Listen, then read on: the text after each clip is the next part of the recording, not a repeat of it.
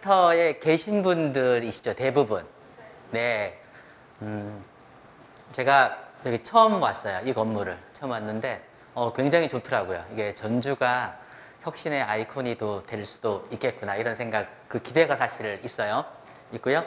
우리 생각을 좀 달리 하면 참 많은 것들이 보이는데요. 밖에 비가 엄청나게 오잖아요. 여러분, 비 오면은 뭘 해요? 뭘 하고 싶어요? 아, 그렇지. 비 오는 날 막걸리의 파전 짱이죠. 그리고 또 많은 분들 뭐 여러 가지 우수에 젖어서 음악 듣는 거 되게 좋아하시는 분도 있고, 제가요, 조금 바뀌었어요. 저도 원래 그런 거를 좀 했었는데, 어제 비가 엄청나게 왔고요. 오늘 또 이제 곳곳에 오잖아요. 전 비가 이렇게 폭우가 쏟아지면은 지하에 있는 주차장에 있는 차를 꺼냅니다. 밖에 가만 놔둬요. 자, 왠지 아시죠? 그냥 세차가 되는 거예요. 거기 그냥 먼지 정도만 있는 건데, 우리는 세차장 가서 계면활성제 팍팍 뿌리면서 에너지 팍팍 쓰면서 일 하잖아요.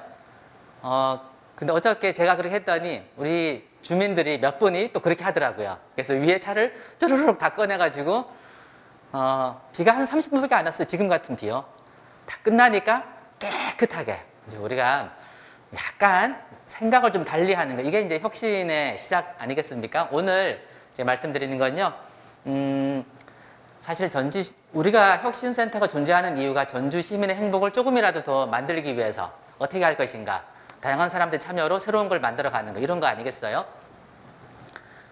그걸 하기 위해서 사회혁신의 궁극적인 목표는 어디로 가야 될 것인가. 지금 전 세계가 나아가는 곳이 지속가능한 발전이잖아요. 그래서 이 두 가지가 어떻게 연결되는 건지. 결국 오늘은 제가 여러분들은 사회혁신가로서의 가장 앞서서 활동하시는 분들이니까 저는 초점을 그걸 통해서 지속가능한 발전, 지속가능한 사회로 어떻게 나아갈 것인지를 말씀드리도록 하겠습니다. 네, 저는 뭐 잠깐 다 아시니까요. 저는 과거에 그 3명의 대통령을 모시고 일을 했어요. 하다 보니까 그 업무가 지속가능 발전 업무였어요. 그런데 10년을 넘게 그렇게 그분들 모시고 정책을 했는데요. 세상은 바뀌지가 않더라고요. 진짜로. 그래서 혁신센터에 계신 분들이 일거에 우리 전주 시민의 혁신성을 올리겠다. 이런 생각을 하실 필요는 없다. 이런 생각합니다. 저는 10년을 그렇게 했는데도요. 심지어 대통령의 권력을 가지고도 하는데도 쉽지가 않았습니다. 세상은 하나하나 바뀌는 것 같고요. 오늘 안 나오는 거다. 왜 우리 온실가스 얘기를 할 때 그 표 있죠? 그러니까 우리 온실가스 농도 측정한 거 이게 쭉 있잖아요. 이게 쭉 올라가는 게 아니고 오르락내리락 하죠. 이렇게 해서 서서히 올라가는 거예요. 결국은 시대의 흐름은 이렇게 한 방향으로 나아가는 게 있습니다. 거기에 올라갈 때도 있고 미끄러져 내려갈 때도 있고 왔다 갔다 하면서 가는 거. 이거 도도한 흐름이라는 거를 우리는 믿어야 하겠더라고요. 제가 10년 동안 온 힘을 다해서 했지만 그때 했던 한 스텝 한 스텝이 지금 보니까 그걸 안 했으면 어땠을까라는 생각이 들어요. 이따가 한번 말씀드릴게요. 그리고 이제 아까 사회자께서 소개해 주셨는데 지속가능 발전 기본법이 있었어요. 지금은 지속가능 발전 법으로 개정이 됐습니다. 녹색성장 기본법이 만들어지면서 지속가능 발전 기본법은 지속가능 발전 법으로 해서 지금 이 두 법 체제로 가고 있죠. 그 법을 만들었던 사람이에요. 그러다 보니까 지금 세상에 보면은 이게 저자직강이 많은데 법률 저자직강도 여러분들이 오늘 이제 들으시게 되는 거죠. 자, 제가 사회혁신센터를 좀 살펴봤어요. 여기 우리 센터장님께서 강조하셨던 것도 있죠. 자, 크고 작은 사회적 행동으로는 함께 나아가야 하고 그 행동의 중심이 곧 사회혁신입니다. 그렇죠. 그걸 하기 위해서 뭘 목표로 할 것인가라는 거 생각해 볼 필요 있는 것 같습니다. 그리고 사회혁신의 주체는 모든 시민이 될 것이고요. 그리고 이 다양해지고 복잡해진 사회 문제를 해결하는 시도. 오늘 몇 가지 한번 짚어볼게요. 많은 사람들이 하는 얘기예요. 아인슈타인이 했던 얘기죠. 우리가 어떤 문제를 해결하는 데 있어서 만들어졌을 때와 같은 사고방식으로 하면 안 된다는 거죠. 다르게 해야 된다는 거죠. 한번 볼게요. 뭐 이건 잠깐 다룰 수 있는데, 자, 지구온난화 얘기를 처음에 할 때 이것이 가지고 온 느낌이 있었어요. 그런데 지금은 기후위기인 거예요. 지구온난화라면은 뭐 정책적으로 뭘 할 수 있는데요. 이제는 기후위기라는 상황이 닥쳤거든요. 그럼 어떻게 될까요? 기후위기에서는 우리 지구상의 생명체가 6번째 멸종의 위기에 처해 있다는 거 들어보셨죠? 그래서 우리나라는 좀 덜한데요. 유럽에서는 멸종 저항 운동이라는 게 펼쳐지고 있어요. 런던 거리에 수백 명이 모여가지고 누워서 우리가 지금 멸종하게 되어 있다. 이거에 대해서 지켜나가자 이런 얘기 하죠. 이거는 정부라든가 산업계만으로 가능할까요? 안 되죠. 민관, 산 모두가 지금 힘을 모아야 되는 거죠. 우리 과거에는요, 매연 얘기하면, 그죠? 매연이 많았죠. 매연 얘기하면은 누가 뭘 해야 되는지 명확했어요. 부서도 명확하게, 교통당국 부서에서 이거를 계도하고 적발하고 단속하고 시정 조치를 하면 되는 이런 일이 있었고, 시민들도 거기에 약간의 부응을 하면 되는데, 이제는 미세먼지 문제가 나왔죠. 과거에는 문제가 되지 않았던 것들이 이제는 미세먼지로 확장돼 있었어요. 미세먼지의 큰 주범이 매연이기도 하고요. 자, 미세먼지는 아까 매연하고 접근 방식이 달라야 되는 거예요. 미세먼지다 그러면은 우리 전주시 혹은 전라북도 정부에서 뭐 해야 되는 거 아니야? 이런 생각이 살짝 드는데요. 미세먼지 이퀄 에너지라고 생각해 보세요. 우리가 에너지 쓰는 모든 과정에서 미세먼지 나오는 거거든요. 그 순간 이 문제는 나의 문제가 돼버려요. 에너지라고 하는 순간 오늘 자동차를 쓰는 거 우리가 쾌적하게 있기 위해서 이 에어컨을 켤 수밖에 없는 상황. 이 모든 것들이 결국 우리가 만들어내고 있는 거죠. 그래서 미세먼지 얘기할 때는 우리가 가해자입니다라고 이런 캠페인까지 등장을 하고 있죠. 이런 부분들. 자, 저출생 문제에 대한 접근법하고 지역 소멸에 대한 문제 굉장히 지금 다르게 접근해야 되는 게 있죠. 과거에 우리 법정 전염병 대응을 참 많이 했어요.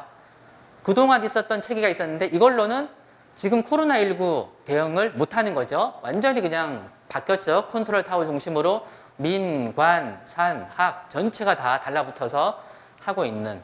자, 그래서 우리가 이 문제를 새롭게 정의하고 해결하는 데 있어서 새로운 방식으로 접근해야 되는 거. 이게 참 필요하겠구나. 뭐 여러분들은 일상 속에서 느끼는 것이기도 하죠. 자, 요거는 뭐 많이 우리가 알고 있는 것이기도 하고 아마 처음 보는 분도 계실 거예요.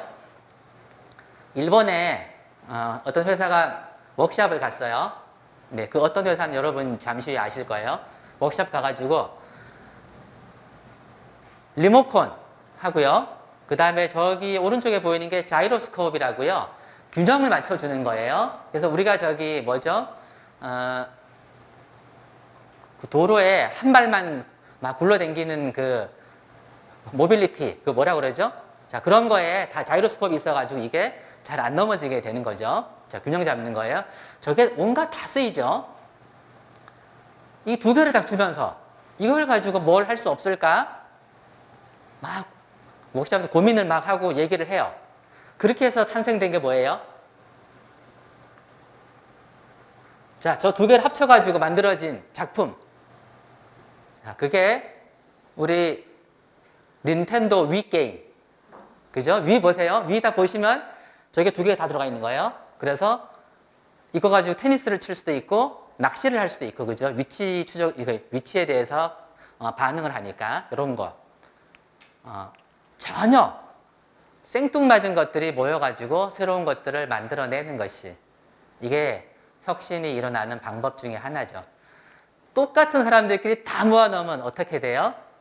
달라지지가 않죠. 자, 우리 그 옛날 구소련 시절에 미국하고 우주 경쟁 많이 펼쳤잖아요. 그때 우주에 나가면 중력이 없으니까 볼펜이 처음에는 나오는데 그 다음에 안 나와요. 중력이 없어서요. 그래서 이제 미국이 어떻게 했어요? 그러면은 우주에서 쓸 수 있는 특수펜을 만들자라고 하죠. 그러면은 연구 용역을 해야죠. 연구 책임자를 세우고 물리학자, 우주학자, 화학자 뭐 쭉 해가지고 만들었어요. 우리가 그 기회비용 따져가지고 600만 불 들었다고 얘기를 해요. 실제로는 126만 불 들었어요. 자, 그렇게 해서 우주에서 쓸 수 있는 특수펜을 만들었습니다. 그래서 이제 소련 비행사하고 만나죠. 자랑을 당연히 하죠. 우리는 우주에서 쓸 수 있는 특수펜 만들었다. 너희 소련은 뭘로 쓰니? 그럼 소련 비행사가 뭐라 그래요? 우리는 늘 연필 써. 아무 문제 없어. 그죠? 그들은 사고방식이 그랬던 거예요.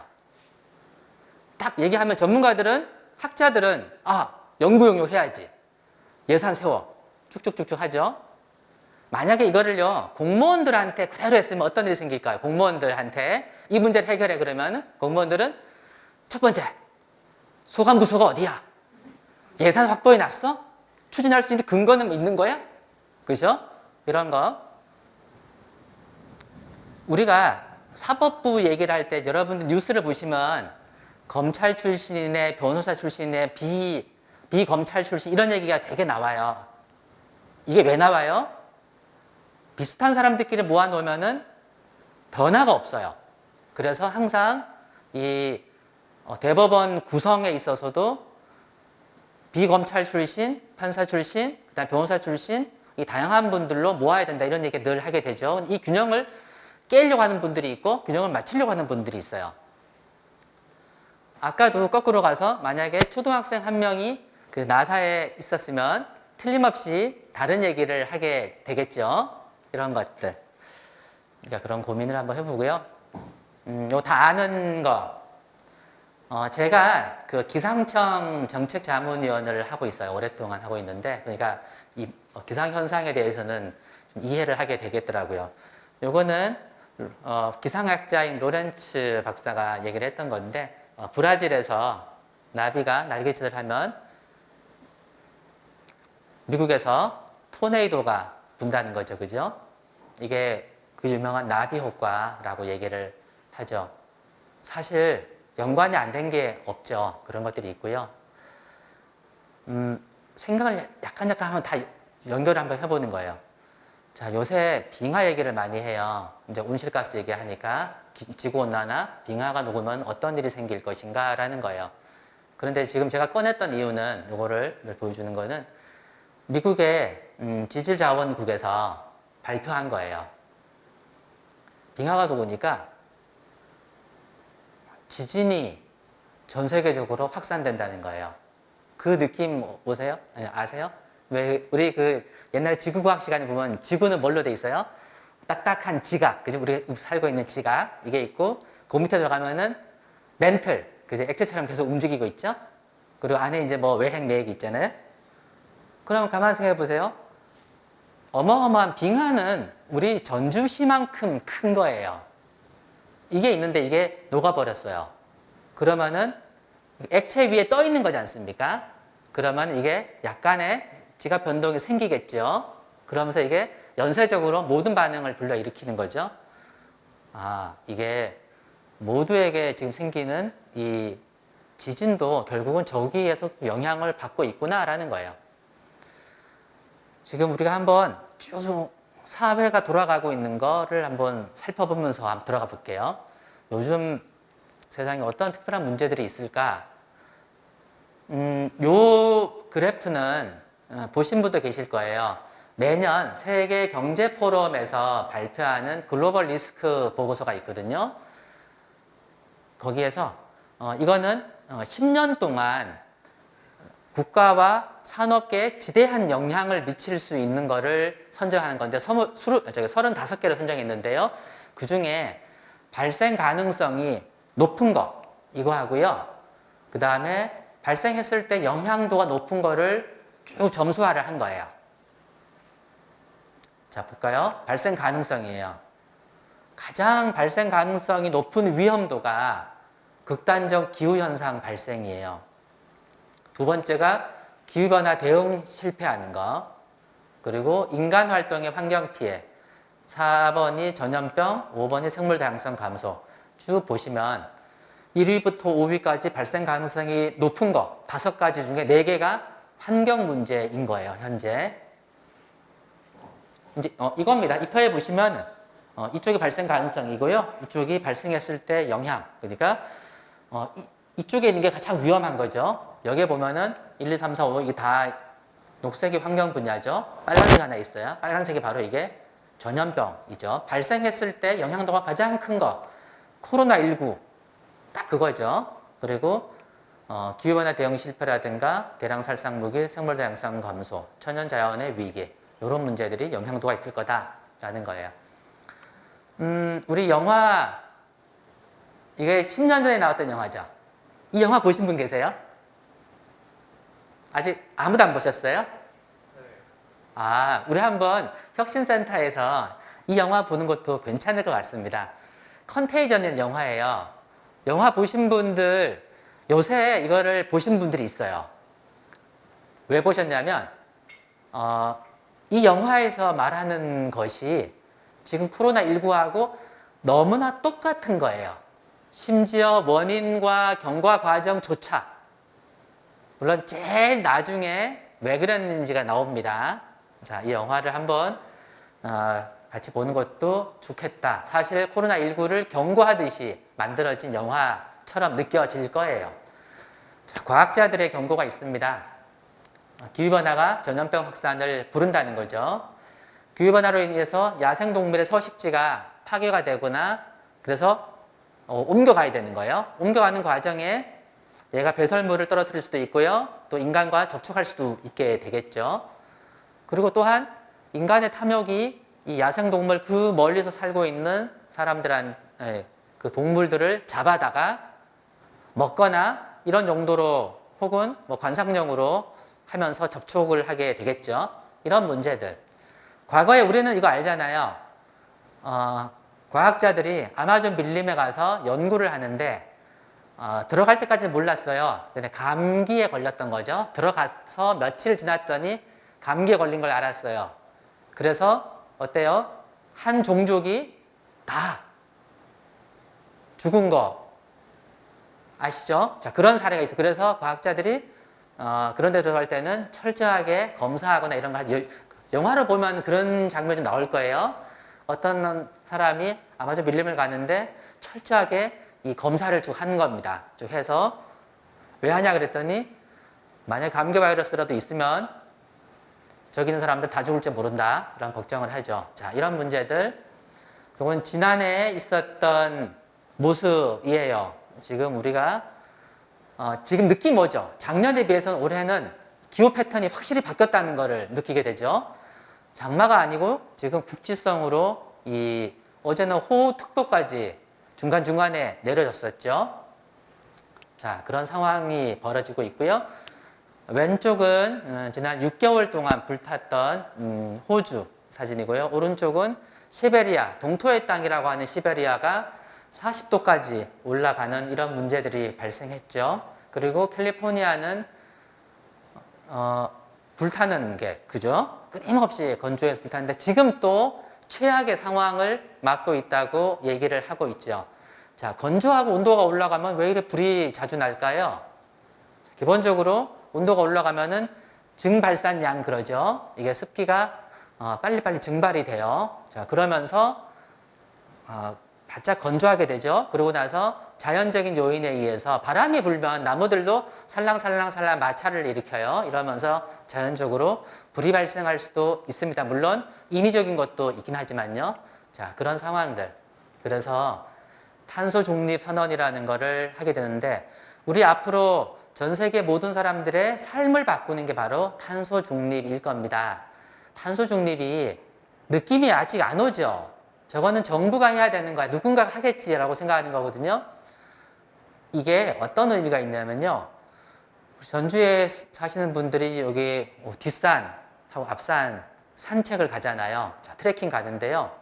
트레킹 가고 있는 우리들에게 석 달 안에, 정확히 석 달 안에 히말라야 K2를 등정하세요. 등정하지 않으면 우리가 죽어요. 등정할 수밖에 없는 위기에 놓여 있는 거예요. 그만큼 이게 절박하고 어려운 상황이거든요. 아직까지 느낌이 덜 오긴 하는데요.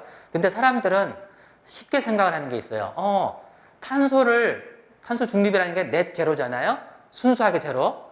배출하는 것과 흡수하는 거를 same 같게 만들면 제로가 되겠네. 이렇게 생각을 하거든요. 근데 이렇게 되면 절대로 해결이 안 돼요. 어떻게 하냐면 절대로 배출한 만큼 흡수를 못 합니다. 나무가 흡수하는 게 얼마나 되겠어요? 많지 않아요. 그래서 줄인 다음에 그래도 배출되는 거는 산림이라든가 이런 걸 통해서 흡수할 수밖에 없다라는 거예요. 그러니까 전제가 줄이는 거예요. 그 줄인다는 뜻은 우리가 불편해야 된다는 것이 될 수 있다는 거예요. 근데 선택하지 않으면 안 되거든요. 작년에 그 대통령께서 발표를 하기 전에 먼저 시작했던 곳이 이 지방정부들이에요. 지방정부가 지속가능한 사회를 위한 대한민국 지방정부 선언을 했죠. 여기 기후위기 비상선언을 했습니다. 전국 244개 지자체가 했는데 우리 전주시장님도 이렇게 함께 해주셨죠. 여기 있었어요. 지금 세상이 그래요. 근데 트렌드가 어떻게 바뀌는지 한번 볼게요. 연일 우리에게 늘 나오는 얘기, 아스트라제네카 백신 얘기를 합니다. 이 아재 백신이라고 표현하죠. 뭐 줄여가지고 금액이 되게 싸죠. 근데 원래 원가는 그거보다 더 비싸요. 근데 아스트라제네카에서 처음부터 작년에 얘기한 게 있습니다. 팬데믹을 종식시키기 위해서 처음 2년 동안은 저렴하게 공급하고 나중에 정상적으로 금액을 올리겠다 이런 얘기를 한번 했었어요. 그러니까 훨씬 싼 거죠. 자, 그렇게 말하는 회사는 이거 웹사이트예요. 자, 보세요. 메뉴 중에 Sustainability라는 게 있어요. 지속 가능성이죠. 여기에 몇 가지 지속 가능성, 건강에 대한 것들, 환경 보호라든가 윤리, 투명성, 자원 이런 얘기가 있네요. 그런 회사는 지속 가능성을 추구할 수밖에 없는 곳이기도 해요. 또 하나 볼게요. 지금 세상의 트렌드가 어떤지. 작년에 미국의 트럼프 대통령이 코로나19 걸렸잖아요. 그래서 치료를 받았어요. 투여했던 치료약이 바로 이 렘데시비르라는 치료약이에요. 근데 이거는 세계적인 제약사 길리어드사가 만드는데요. 이 길리어드사가 작년에 뭘 발표했냐면 이 팬데믹의 참극에서 이걸로 장사하는 건 바람직하지 않다. 그래서 이렇게 로열티를 받지 않겠다라고 선언을 했어요. 그럼 이 회사를 한번 제가 가봤어요. 그냥 저런 회사라면 반드시 뭐가 있을 거다라는 거죠. 자, 그 회사 길리어드고요. 지금 여기 메뉴가 간단해요. 우리의 목적을 딱 클릭하시면 여기 뭐가 있냐면요. 자, Sustainability, 지속 가능성이 있어요. 그걸 또 클릭해봤어요. 하면은 이렇게 UN SDG를 쭉 설명해놨네요. 17개입니다. 그런데 봤더니 자기는 둘, 넷, 여섯, 여덟, 10개죠. 17개 중에 10개를 위해서 이렇게 노력을 한다. 네, 제약회사가 저렇게 표현하고 있어요. 우리나라 요새 전 세계적으로 호황을 받고 있는 것이 바로 주목받고 있는 것이 이 배터리, 전기 배터리죠. 자, LG화학입니다. LG화학의 첫 웹사이트예요. 여기 이제 배너가 1, 2, 3, 4가 계속 돌아가요. 이렇게. 자, 지속가능 경영. 자, 영어로는 sustainability인 거예요. 자, 저기만 그러냐? 삼성을 가볼까요? 지속가능한 사회에 기여하기 위한 통합적 가치 창출. 그런 것들을 끊임없이 얘기하고요. 우리가, 이건 익숙하게 광고를 많이 보셨죠? 자, 한화입니다. 한화는 여기 또 지속가능 경영 딱 해놨죠. 저렇게. 한화가요, 작년 11월 달에, 한화가 줄임말이 뭔지 아시죠? 한국화약을 줄여서 한화라 그래요. 한국화약이라는 거는 그래서 최루탄도 만들긴 하지만요, 방위산업체가 많이 있습니다. 여기서 여러 무기를 만들고 그래요. 한화가 만드는 무기는 사실 강력한 것이 목적이잖아요. 아주 강력한 무기를 만들었어요. 집속탄 혹은 분산탄이라고 하는데요. 포탄 안에 작은 포탄 수백 개가 있어가지고 터지면서 또 터져가지고 살상력을 극대화하는 거예요. 근데 얼마나 셌으면 이게 국제사회에서 비인도적 무기로 분류가 되기도 합니다. 근데 이 회사가요, 한화가 작년에 글로벌 사업의 확장에 걸림돌이는 이 분산탄을 정리를 했어요. 왜 회사가 자기네들 돈벌이가 되는 거를 저거를 정리하고 해야 될까라는 거예요. 유럽 사회는, 그리고 글로벌 사회에서는 이렇게 비인도적 무기를 생산하거나 그리고 무리를 일으키는 기업들에게 투자를 하지 않는 거 아시죠? 그래서 유럽 사회에 진출을 하려면은 이런 것들을 정리해야 되는 거예요. 자, 그래서 지속 가능 발전을 기업들이 적극적으로 합니다. 지속 가능 경영의 핵심이 어떤 거냐? 요새 나오고 있는 ESG라는 거죠. Environmental, Social, Governance. 이렇게 세 가지를 하고 있죠.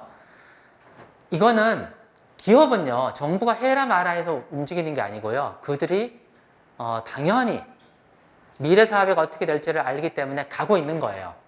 이렇게 기업은 이미 바꿔서 하고 있다는 거죠.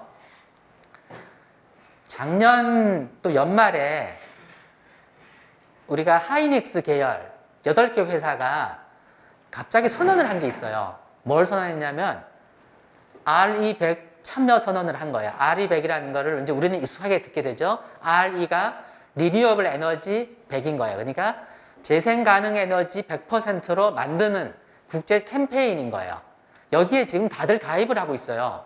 왜 그랬냐면 과거에 BMW에 우리가 한국 그 배터리 업체가 납품을 하려고 했는데 BMW가 한마디 했어요. RE100을 선언하면 여기 참여, 우리한테 납품할 수 있고 RE100 하지 않으면 못한다. 그래서 우리나라 회사가 납품을 못했어요. 애플이 얘기를 했습니다.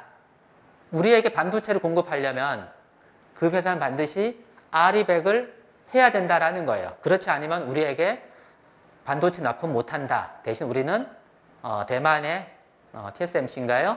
이쪽으로 바꿀 수도 있다. 이런 거였죠. 그러니까 우리 SK 하이닉스 계열 8개사가 작년에 RE100을 선언을 했습니다. 자, 요게 RE100 여기 있죠. 뭐 애플부터 시작해서 뭐 이케아, GM, BMW 웬만한 기업들이 다 지금 동참을 하고 있어요. 근데 이 대기업들이 동참하는 게 아니고 거기에 납품하고 있는 글로벌 체인 모든 그 납품사한테 요구하고 있다는 거예요. 그래서 세상은 이렇게 바뀌고 있다는 거죠. 자, 뭘 향해서요? 지속 가능 발전을 향해서. 그런데 이것도 한번 보세요. 우리나라 그 보건복지부에 있는 이 한국건강증진개발원에서 정책 보고서를 꾸준히 냅니다. 자, 지속 가능한 발전을 위해서 담배 규제가 필요한 이유. 자, 이렇게 이제 리포트를 내요. 과거에는 건강을 위해서 담배를 줄여야 된다 얘기하는데 이제는 저렇게 얘기를 합니다. 지속 가능한 발전을 위해서. 아니, 그게 무슨 소리일까? 라는 거죠. 처음에 많은 분들이 낯설어 했었죠. 경제, 사회, 환경적으로 다 문제가 되고 있다는 거예요. 자, 사회적으로는요, 이게 불평등을 가속화시키고 있죠. 왜냐하면 담배는 중독성이 있잖아요. 그래서 꼭 보면 저개발 국가라든가 이런 데서 힘들어져요. 그러니까 아이들한테 교육 혹은 의료라든가 식품에 들어가야 될 돈이 담배로 들어가는 거예요. 그러다 보니 점점 더 학습 격차, 그 다음 의료 격차, 빈부 격차는 심해지고 이런 것들이 계속 생겼던 거고요.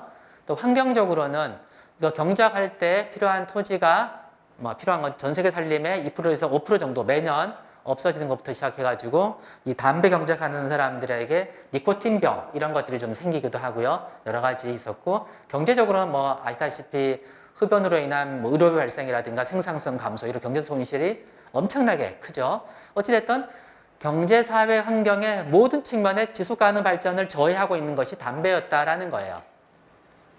조금 더 미래로 이제 과거로 한번 가볼게요. 자, 2017년도 10월 달 얘기예요. 우리 지금 정부 들어와서 헌법 개정 한 해 만에 하다가 이제 물 건너갔죠. 그때 나왔던 겁니다. 헌법 개정 전문안인데요.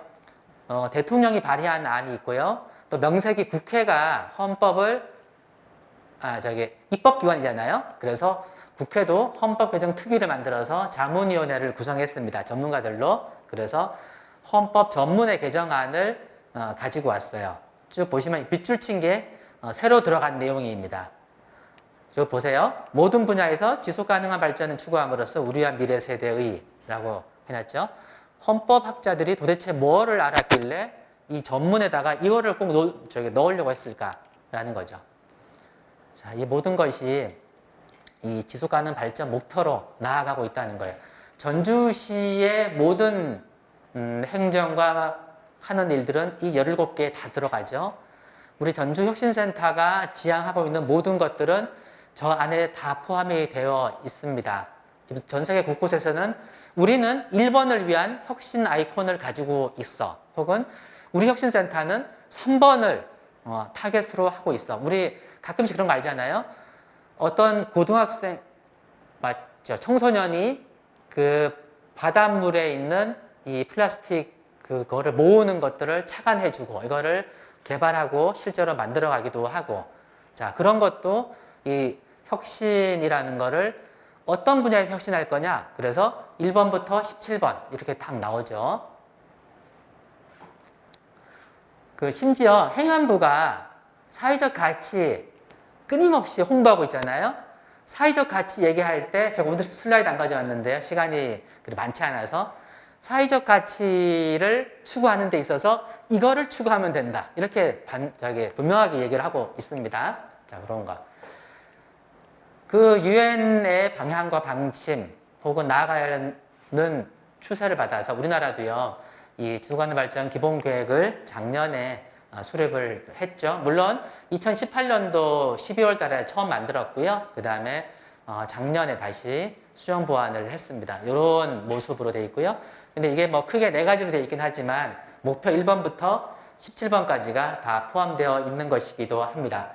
근데 이제 우리가 관점에 따라서 얼마든지 바꿀 수 있어요. 예를 들어서 에너지의 친환경적인 생산과 소비 7번이잖아요.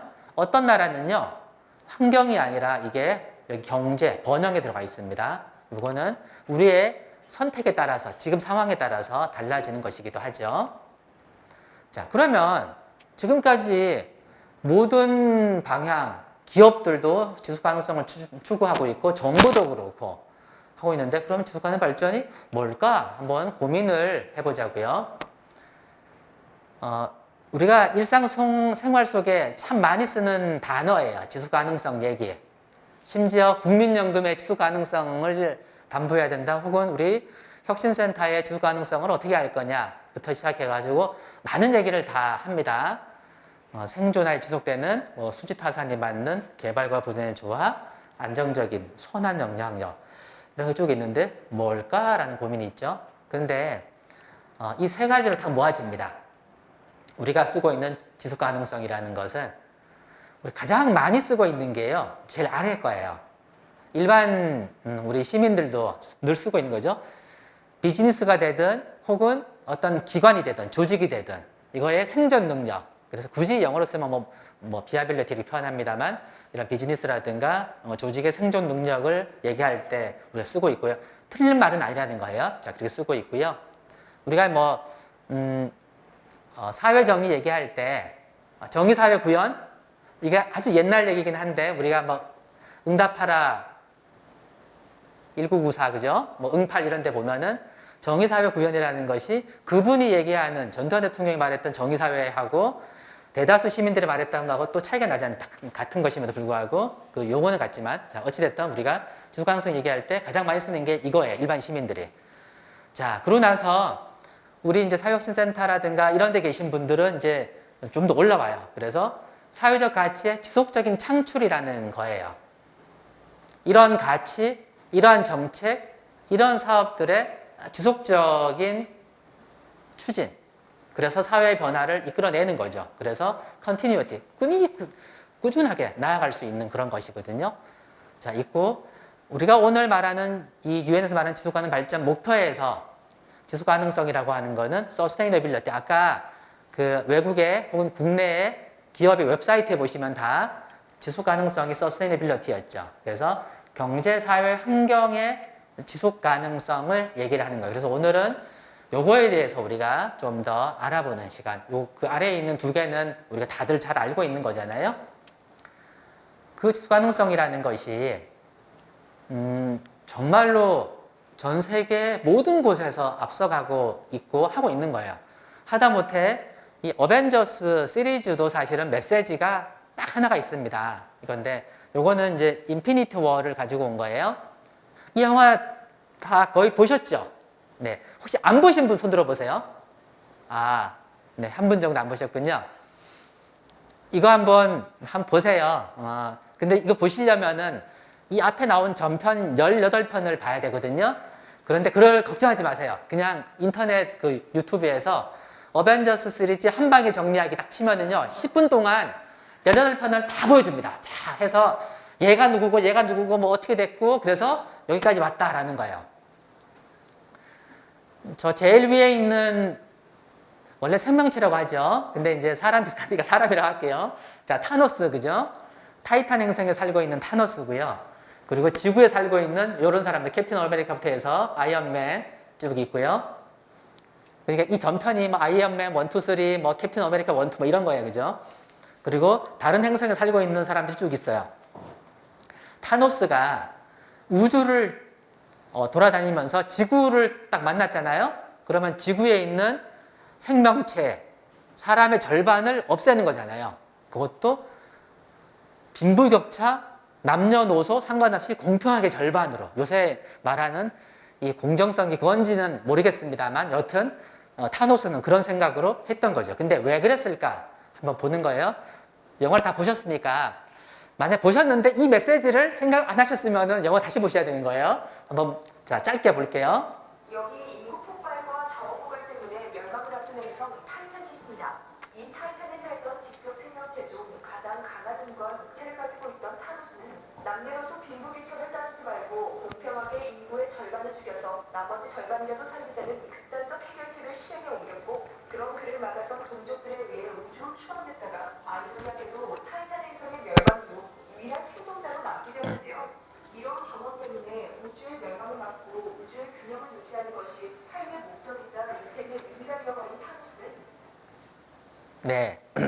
자, 얼마나 선의예요, 그죠? 자기가 경험을 한 게 있습니다. 이 우주의 균형을 지키기 위해서, 즉, 우주의 지속 가능한 발전을 위해서 아까 말했던 것 중에 제일 끄트머리, 지속적인 생존을 위해서 본인이 선택했던 거예요. 인구 폭발과 자원의 고갈, 저 문제를 해결하기 위해서 하는 것. 그런데 지금 많은 학자들은 걱정이 있어요. 지금 이 문제를 풀 수 있는 방법이 타노스 같은 해법밖에 없지 않겠느냐.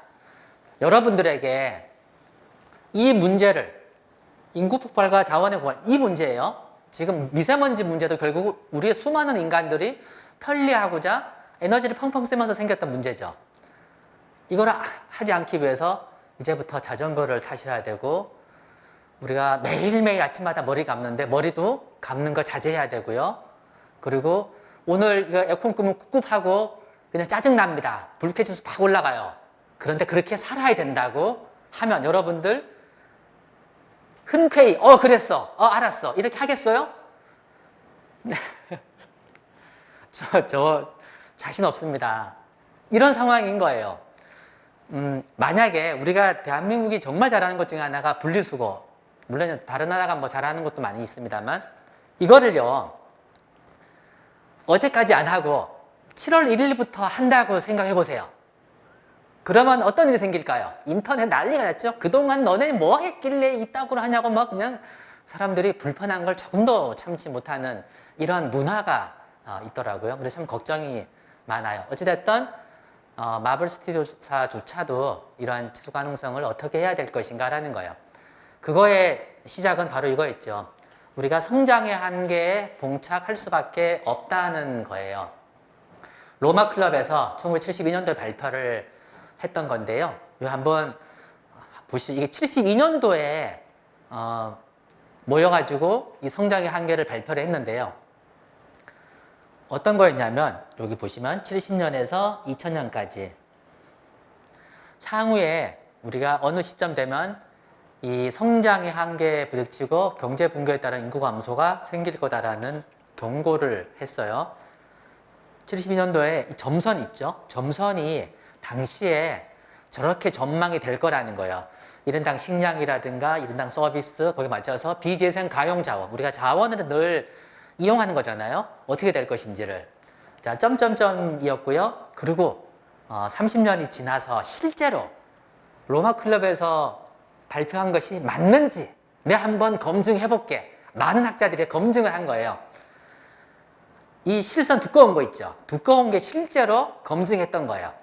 자, 점점점점 하고 똑같죠. 사람들이 되게 놀랬어요. 야, 저 예측이 맞구나. 이대로 가다가는 정말로 큰일 나겠구나라는 걱정을 다시 한번 하게 되죠. 우리 뭐 조카들이나 아이들 있으면 5학년 아이가 있으면 혹은 중학교 2학년도 괜찮습니다. 사회교과서를 한번 가지고 오라고 해보세요. 3년 전까지는 6학년이 배웠어요. 근데 지금은 주기교육이 중요해서 5학년 아이, 자, 책에 뭐가 있는지 볼게요. 교과서에. 지금 아이들이 배우고 있어요. 자, 모두를 위한 지속 가능한 발전. 뭐 이런 얘기를 쭉 합니다. 그리고 저기 요새 아이들은 이 모둠 토론 하잖아요. 아이들이 모여가지고요. 이 나라가 미래에도 잘 살려면 어떻게 해야 됩니까? 이런 토론을 해요. 우리 사회혁신센터 리빙랩에서 하는 그런 프로그램 이런 게 아니고요. 초등학교 5학년 아이들이 하는 거예요. 자, 거기에 또 볼까요? 그 책에 있는 내용이에요. 교과서입니다. 자, 국토개발의 방향에 대해서 고민하던 민우는 다음과 같은 사례를 찾았다. 우리 지역으로 봐도 돼요. 어느 조용한 시골 마을에 다양한 동식물이 어우러져 사는 습지가 있었다. 이 습지는 우리나라를 거쳐간 철새들도 쉬어가는 곳이었다. 하지만 이곳에 논과 산업단지 등을 만들려고 제방을 쌓고 흙으로 매립하여서 개발하기 시작했다. 이 지역의 환경은 급속도로 훼손되었고 여러 동식물이 살던 습지의 규모도 점점 줄어들었다. 결국 정부가 나서서 이 지역을 환경보전 지역으로 지정하려 했다. 하지만 지역 개발이 중단될 것을 걱정한 지역 주민들이 이를 반대하고 나섰다. 우리 전주 얘기랑 똑같죠, 사실은. 자, 어디나 지금 이 문제가 있는 겁니다. 그래서 이 지역의 문제를 어떻게 해결하면 좋을지 친구들과 이야기하여 봅시다. 이게 초등학교 5학년의 부임 토론 주제가 되고 있는 거죠. 그만큼 절박감이 있습니다. 사실 저는 이걸 보고 되게 마음이 짠했던 것 중에 하나가 저거를 교육과정 개편에 넣을 때 제가 과거에 저걸 넣었거든요. 그때 주 5일제 대비가 전면화되기 전에 주 5일제 대비 교육과정 개편이라는 거를 정부에서 하고 있었어요. 그래서 어떻게 할래? 무슨 내용을 넣을까? 근데 저 문제는 반드시 넣어야 된다. 그래서 지속가능 발전 교육이 엄청 강화됐고요. 중학교 2학년 거 보면 조금 더 구체적으로 들어가 있습니다. 자, 그러면 이 지속가능 발전이라는 것이 뭔지 다 느낌 오실 거예요. 아까 서스테이너빌리티도 얘기를 했으니까요.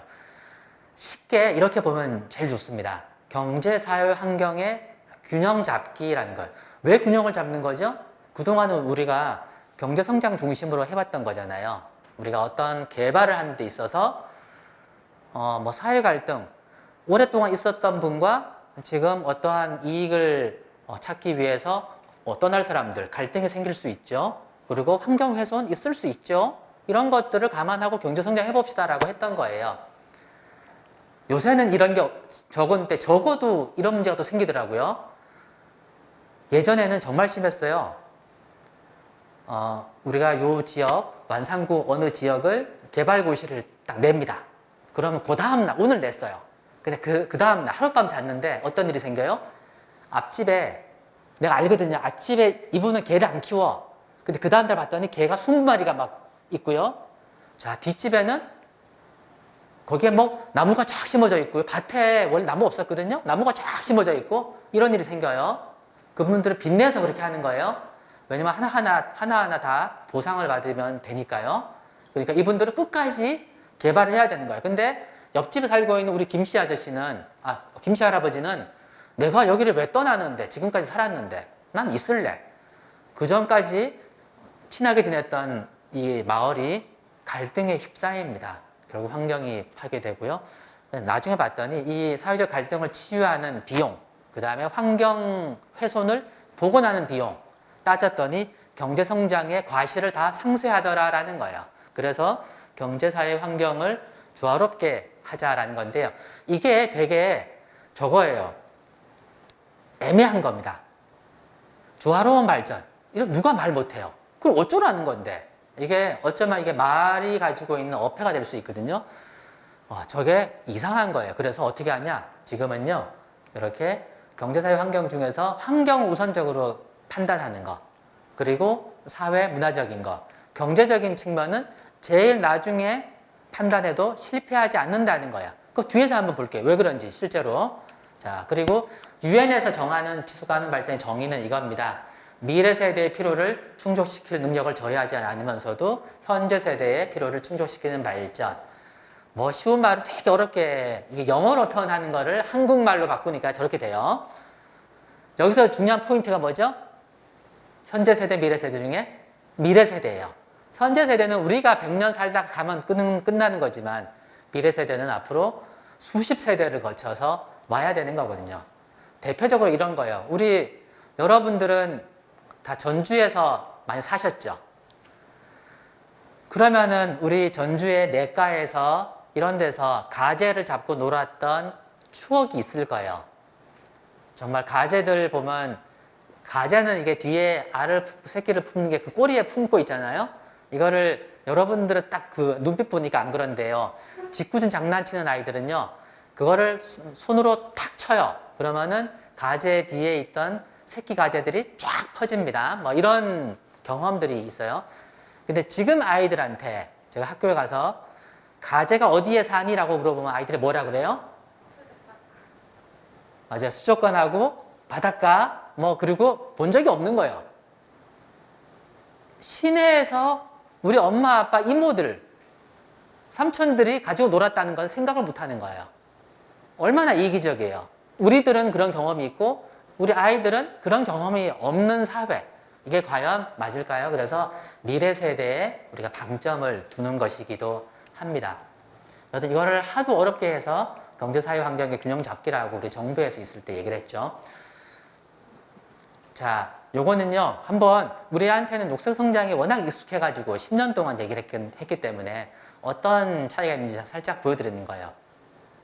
자, 지속가능 발전 법을 제가 그때 만들었죠. 그러고 나서 나중에 이명박 대통령이 다 오니까 저탄소 녹색 성장 기본법 만들려고 그러네요. 그 초창기에 참여를 같이 살짝 했습니다. 하는데 이렇게 정리를 저게 했었죠. 경제와 환경을 아우르는 게 바로 녹색 성장, 이거 법에 돼 있어요. 그리고 경제와 사회를 아우르는 거 균형 발전, 사회적 경제. 우리가 이 전주 안에 이 동해 균형 발전, 또 우리 한반도로 보면은 이 지역의 균형 발전, 이거 중요하죠. 또 환경과 사회를 아우르는 거 바로 환경 정의, 녹색 사회 이러는 거. 우리가 제가 이제 그런 얘기를 해요. 우리가 전기를 쓰잖아요. 전기를 쓰면 우리는 혜택을 봐요. 그죠? 전주시에서 혜택을 다 보는데 이 전기를 어디서 가지고 오냐는 거예요. 그럼 발전소가 있잖아요. 근데 미세먼지를 가장 많이 발생시키는 단일 배출원이 화력발전소예요. 어디 있어요? 인천 영도 화력발전, 당진, 태안 화력발전 이런 거예요. 자, 거기서 이제 전기를 끓여다 쓰는 거죠. 그런데 또 기가 막힌 게 그 미세먼지가 가장 많이 나온다 하면서 미세먼지 배출 기준이 같을까요? 달라요.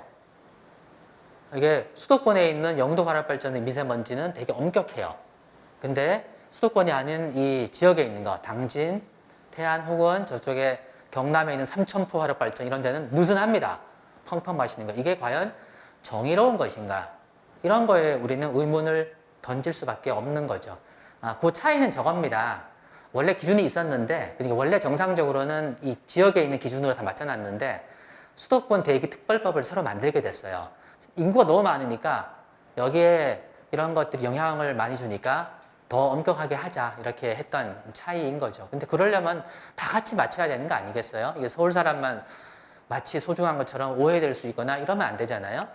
자, 그런 부분들. 그래서 결국은 이제는 환경은 모두가 살아가는 터전이죠. 이거 없으면 살 수가 없죠. 거기에 사람이 살아가고 문화를 만들고요. 또 지속적으로 활동하기 위해서 이 경제 활동을 하게 되는 그런 거죠. 이걸 거꾸로 했을 때는요. 만약에 환경과 사회를 무시하고 경제적인 판단을 했을 때 어떤 일이 생길까요? 이따가 한번 볼게요.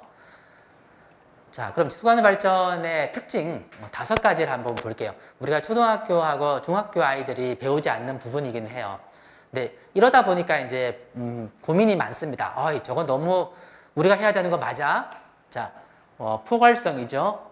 당연히 이거는 시간적인 범위에서 미래 세대까지 확장하는 거죠.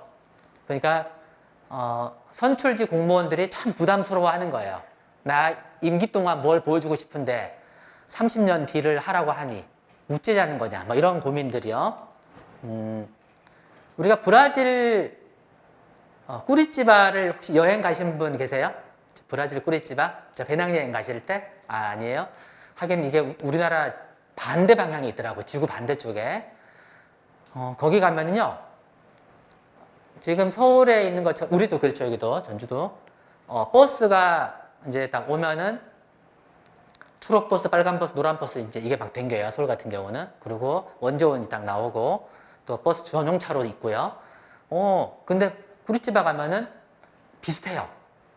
이게 서울께 여기까지 와 있네, 라고 생각을 한 사람이 있는데요. 사실은 거꾸로죠. 브라질 꾸리찌바는 이미 30년 전부터 그렇게 했던 거고, 그거를 뒤늦게 많은 시민들이 우리도 좀 브라질처럼 꾸리찌바처럼 해봅시다 해가지고 도입을 했던 거죠. 그런 거. 이명박 서울시장이 브라질 갔다 온 다음에 환경단체랑 같이 갔어요. 같이 가서 딱 보고 이분이 건설회사 회장 출신이니까 이게 딱 보이는 견적이 나오는 거죠. 이거 한번 하자, 이렇게 해서 했던 것이기도 해요. 정말 그렇게 해놓으니까 그 다음 사람들은 굉장히 혜택을 많이 보는 거예요. 아주 과감하게 했었죠. 그걸 했던 분이 이제 레르네르 전 구리찌바 시장인데, 이분이 시장을 2번 하고 주지사까지 했던 분이긴 듯해요. 아주 강력하게 막 밀어붙여가지고 했던 거였죠. 그리고 공간적 범위로는 이게 지구 전체 차원에서, 그래서 미세먼지 그러면은 우리 한반도의 문제뿐만 아니라 중국까지 이게 다 영향을 주고 있는 거잖아요. 영향을 받고 있는 것이고, 이런 부분들. 연계성이라는 건 아시잖아요. 경제, 사회, 환경 영역을 동시에 고려하는 거.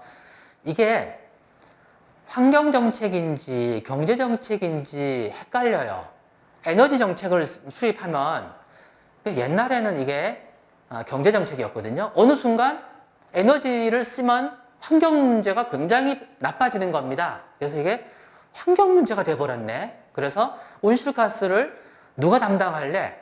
이게 산업부가 하는 게 맞아? 환경부가 하는 게 맞아? 예전에는 산업부라든가 경제부서가 하는 것이 맞다고 생각했는데, 이제는 바뀌었죠? 환경부서가 하고 있어요. 이런 부분들. 그리고 형평성의 문제. 요거는 세대 간의 형평성. 그죠? 미래 세대와 현 세대의 형평성 문제. 그 다음 세대 내의 형평성 문제. 우리가 같은 전주에 살면서도 이 동간의 형평성, 이런 것도 필요하죠. 그리고 종간 형평성 문제. 저거는 약간 다르죠. 동물권 얘기를 같이 하는 거예요. 아까 헌법 개정 얘기할 때 우리나라에서 헌법 개정 얘기하다가 그때 기본권을 많이 넣자고 했었어요. 동물권도 넣을까 이런 고민이 있었는데요. 그게 이제 안 들어갔어요. 왜냐하면 내부적으로 토론과 논의를 하는 과정에서 유럽은 동물권이 들어가 있어요, 헌법에. 그러니까 독일 기본권이 독일의 헌법 이름이 독일 기본법이에요. 기본법이라 이런 데 다 들어가 있죠. 근데 우리나라는 이제 못 넣었어요. 왜 못 넣었는지 아실까요? 혹시? 그걸 넣는 순간 우리나라의 헌법 논쟁은 어떤 논쟁으로 넘어간다? 개고기 논쟁으로 펼쳐지는 것. 이런 것들이 사실 내부적으로 얘기도 있었죠. 자, 그것 때문에 빠진 건 아니지만 그 문제가 얘기가 나왔던 사항이긴 합니다. 자, 그런 게 있었고요. 그 다음 신중성. 요거는요, 생태계 영향이라든가 신기술의 부작용, 이런 거를 고려해서 정치적으로, 사회적으로, 기술적으로 결정에 아주 신중해야 된다라는 거예요. 사실 저게 참 가슴 아픈 일이긴 해요. 저런 것들을 지켰으면, 우리나라 최대의 참사가, 우리가 세월호 참사도 얘기를 하지만, 그거보다 훨씬 더 이 피해가 있었던, 혹은 그런 게 이제 이 가습기 살균제 참사예요. 이거 어마어마했던 거죠. 오랫동안 걸쳐서 했는데, 우리가 이게 안전성이 밝혀지지 않았으니까 생산해야 된다. 혹은 안전성이 밝혀지지 않았으니까 생산하면 안 된다. 이 두 가지의 충돌이 되는 거죠. 그런데 이 패러다임이 환경이라든가 사회 패러다임이 아니라 경제 패러다임이 지배할 때였어요. 그러니까 증명되지 않았으면 생산하는 거를 막지 마라. 이렇게 이제 가면서 저런 문제가 불거지기도 했었죠. 사실 제가 김대중 대통령 시절에 지금 저 문제를 직접 핸들링 한 건 아닌데 제가 화학물질 업무를 했었는데 두고두고 후회가 남는 그런 상황이기도 합니다. 그리고 이 안전성의 문제, 이거는 물리적 안전뿐만 아니라 인권이라든가 이 참여의 권한, 이 침해받지 않는 그런 안전성까지 확대를 하고 있는 거예요. 자, 그런 게 있었고요. 뭐 이거는 그냥 살짝 넘어갈게요. 국제적으로 흐름이 그렇게 있었다는 거고요. 자, 이제 오늘 공무원은 오늘 안 계신데 이게 사실은 공무원들이 늘 봐야 되는 헌장이 이건데 이들이 이걸 다 놓치고 있더라고요. 자, 한국말 보면 이게 제일 끄트머리 중요해요. 그래서 결국 우리는 지속 가능한 발전에 기여한다라고 명확히 미션을 주고 있는데 지속 가능한 발전은 내팽개치고 오로지 뭐 개발에 대해서 이런 것들을 많이 고민하고 있죠. 우리 복사용지, 우리 센터에는 뭘 쓰죠? AA 이건 안 쓰나요 아직? 제가 여기 홍보대사는 절대 아니고요. 자, 복사용지 우리 많이 쓰는데요. 그 중에 이게 AA라는 거를 저는 이걸 써요. 이 복사용지가 이 총 6면이잖아요. 6면인데 요 한 면만 글씨가 있어요. 그 외에는 글씨가 없어요. 글씨가 있는데 보면 잘 안 보이시죠? 지속 가능한 발전 딱 해가지고 여기에 뭐 섬유질을 다량 함유한 나무를 재배하여 생산하고 이 생산 방식은 지구 온난화를 완화하는 데 도움이 되고 있고 농촌 지역 경제 활성화, 일자리 창출, 태국 농가 주민들의 생활 환경 개선에 도움을 주고 있다. 그 다음에 여기에 생산 과정에 발생하는 나무 부산물들은 전부 바이오매스로 에너지로 전환되고, 바이오매스가 우리가 뭐 똥을 가스로 만들고 부터 시작해서 여러 가지죠, 그죠? 모든 것들 다 포함하죠. 또 부산물들을 이거를 또 에너지로 만들고 하는 것들, 그리고 또 물 쓰잖아요. 물은 뭐 3,500만 입방미터의 규모의 저수지의 빗물을 받아서 사용한다. 아니, 저게 뭐 복사용지 얼마 된다고, 우리 복사용지는 뭐가 좋고 이런 얘기는 하나도 안 쓰고 지속가능 발전은 뭔지 자기들 이거에 위해서 열심히 한다 이렇게만 써놓는 거예요. 지금 세상이 저렇게 바뀌고 있다는 거죠. 그러면 지금 이거 한번 볼게요. 지금부터 하나, 둘, 셋, 넷, 다섯, 여섯 군데를 한번, 네 군데 하고 그 다음에 플러스 두 군데 해서 6군데를 여행을 지금 가볼 거예요. 우리 어쩌면 과거를 기억하시는 분, 우리 전주 시민들의 아픔도 여기 있을 거예요. 같은 정책인데 다른 결과가 지금 나와 있어요. 왜 그럴까? 이걸 한번 보도록 해볼게요. 여기를 갈 거예요. 지금 여기 안산 쪽 하고요. 그리고 여기 표시는 안 돼. 지금 당진도 가볼 거고요. 그 다음에 서천, 여기 우리 부안 앞에, 부안, 그 다음에 저기 순천, 저쪽에 삼척, 이렇게 6군데를 가볼 건데요. 자, 새만금 간척 사업, 참 우리 전라북도 도민들 마음속에 굉장히 크게 차지하고 있는 것이기도 하죠. 새만금 간척 사업, 장안 간척 사업, 시어 간척 사업, 순천만 간척 사업. 이 4가지 간척 사업은 비슷한 시기에 계획이 됐어요. 계획이 됐고요. 제가 김대중 대통령 시절에 새만금 간척 사업을 직접 핸들링을 했습니다. 이걸 조정하기 위해서 국무조정실, 농림부, 환경부, 해수부 다 같이 모여서 이 작업을 좀 했었고요. 결론을 말씀드리면 저희가 실패했어요. 실패했고 다시 노무현 대통령 때 서천 앞바다에 있는 장안 간척 사업 이거를 매립하기 위해서 또 한참 논쟁이 벌어졌죠. 저게 불거진 이유는 뭐냐면요. 당시에 이제 서천 군수님이 괜찮으신 분이세요. 서천 군수님, 나설 군수님이신데 이분이 옆에 새만금 간척 사업을 한참 공사하고 있는데 왜 우리는 공사도 안 하냐. 비슷한 시기에 4개가 준비됐었는데 이러면서 서울에서 크리스마스 이브 전에 단식 농성을 광화문에서 하시더라고요. 그러면서 저거 빨리 착공하라고 이런 게 있었는데요. 자, 새만건축 사업은 이 간척 사업 이 허가 난 그 이유는 뭔지 아시죠? 농지, 그러니까 이게 공유 수면, 그러니까 누구의 주인도 아닌 공유 수면을 매립하면 이제 주인이 생기는 거죠. 공유 수면 매립하는 거는 농지로 허가할 때 나요. 그래서 이게 농지를 만드는 건데, 저희가 좀 그랬죠. 전라북도 도민들 뵙고 쭉 그때 조정할 때 전라북도가 어렵다 말씀하시는데 논이 없어서 정말 어려우십니까? 라는 거였어요. 근데 이제 도민들은 그런 얘기 됐고 일단 무조건 막아서 개발을 해줘. 그러고 나서 우리가 뭐든지 할 거는 그 다음에 일인 거고 이런 얘기를 했죠. 그래서 이거 방조제를 할 때 그때 한참 뭐 김석철 안부터 시작해서 뭐 되게 안들이 많이 나왔어요. 이 갯벌을 매립해서 농지를 만들 것보다는 차라리 지금이라도 방조제를 쌓았으니까 허물지 않고 여기다가 풍력발전기를 수백 개를 세워서, 뭐 수백 개는 아니고 수십 개를 세워서 관광 자원화하는 것도 어떻겠습니까? 이런 제안도 많이 있었어요. 근데 이제 결과적으로 부안 군민들하고 전라북도에서 그거를 다 거부를 하셨죠. 거부를 해서 중재를 할 수가 없었어요. 저희 입장에서는 이걸 중단하고 다른 걸로 얼마든지 할 수 있었을 텐데라는 고민을 했었죠. 근데 어찌됐든 저희가 실패를 했고 지금 현재 어떻게 됐어요? 세계 최장의 33.7km 방조제, 그죠? 여러분들은 거기 여러 번 가보셨겠는데 저도 이제 몇 번 쫙 달리면 멋있잖아요. 다 좋아요. 그게 다예요. 내후년까지 이게 한 20조 정도 계속 투입되고 있죠. 그래서 여기를 그래가지고 어떤 일이 있었어요? 2018년이죠. 지금 문재인 대통령이 여기 방문을 해서 세계 최대의 태양광 산업단지로 만들겠다 이런 얘기를 했죠. 그랬더니 어떤 반응이었어요? 에게 우리가 고작 태양광 산업단지 만들려고 20년을 기다린 줄 아냐 뭐 이런 분위기 있었죠. 그래서 또 뭔 얘기 나왔어요? 저기를 새만금 국제공항 만들자고 용역 들어가고 이렇게 했죠. 지역 정치인 중심으로 이런 일들이 있었어요. 그죠? 지금까지의 모습이에요.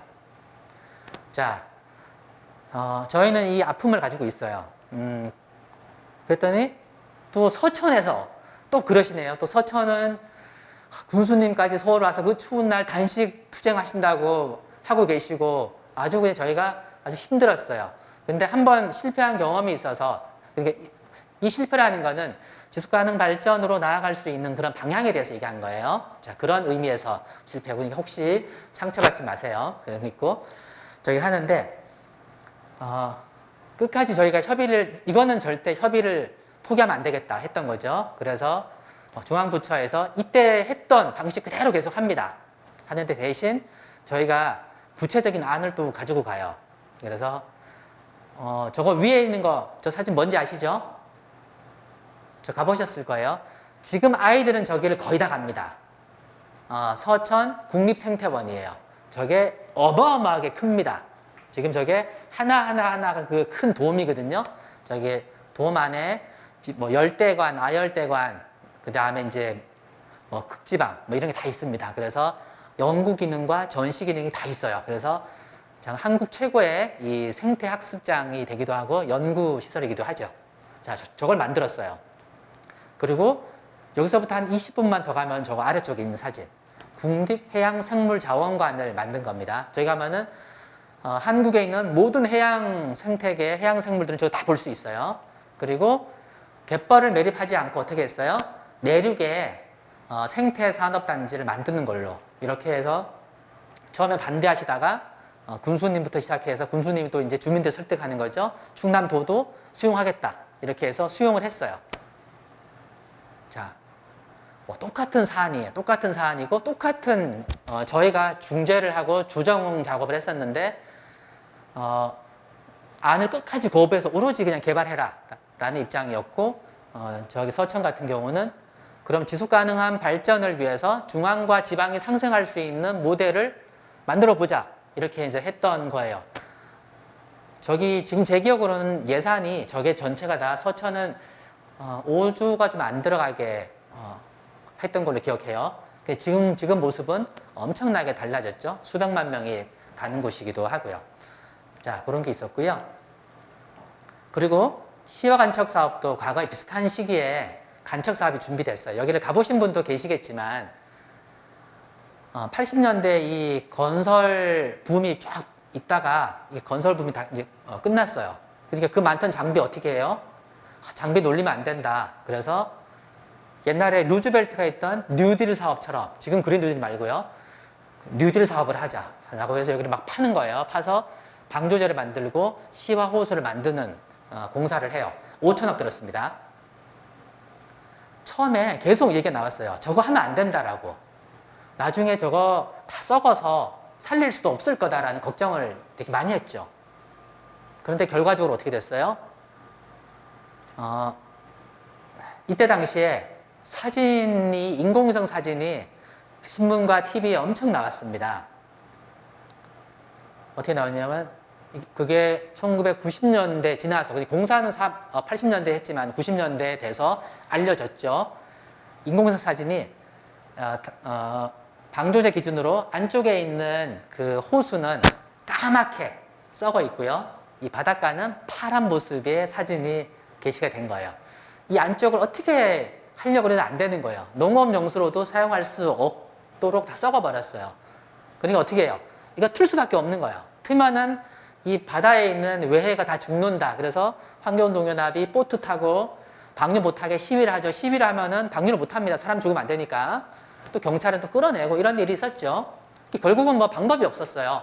그냥 텄습니다. 터가지고 결국은 도로 돌아서 2000년 넘어가지고 어떻게 했어요? 여기는 시와호의 지속 가능한 발전이다. 그렇게 해서 여기를 조력 발전으로 만듭니다. 여기 다 트고요. 대신 여기를 조력 발전으로 만들어서 전기라도 생산해서 하자. 이렇게 됐던 거죠. 자, 순천 가볼게요. 순천만 갈대밭 안 다녀오신 분 계세요? 계시군요. 예. 그럼 우리 센터장님, 우리 앞으로 가실 곳 참 많은 것 같아요. 한번 쭉 이렇게 우리 혁신의 현장을 찾아서 그 순천만에도 원래 과거에 간척 사업이 계획이 됐었어요. 됐었는데 결과적으로는 안 했죠.